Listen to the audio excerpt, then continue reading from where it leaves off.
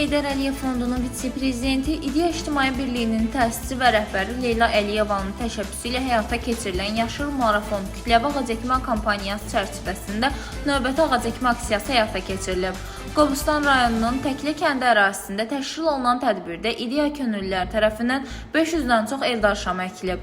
Kampaniya çərçivəsində təşkil olunan ağacəkmə aksiyalarının hər bir regionun torpaq iqlim şəraitinə uyğun olaraq ərik, iydə, şam, fıstıq, sərv akasiya, ağcaqayın, göyrüş, qoz, palad və şabalıd cinsindən olan ağaclar əkilir. Qeyd edək ki, İdeya İctimai Birliyi ilə Ekologiya və Təbii Sərvətlər Nazirliyinin birgə təşkilatçılığı nəticəsində həyata keçirilən Ümumrespublika Yaşıllaşdırma Marafonunun əsas məqsədi yaşıllıq sahələrinin artırılması, ağacəkmə ənənəsinin təşviqi, ətraf mühitin mühafizəsinə, ölkəmizin flora biomüxtəlifliyinin zənginləşdirilməsinə və yaşıllıqların qorunması ilə bağlı maarifləndirməyə töhfə verməkdir. Yaşıl Marafon çərçivəsində 2025-ci ilin payız və 2026-cı ilin yaz əkim mövsümləri ərzində ölkə üzrə 2 milyona yaxın ağacın əkilməsi nəzərdə tutulur. Dilbər Vüqar qızı, Bölgə TV.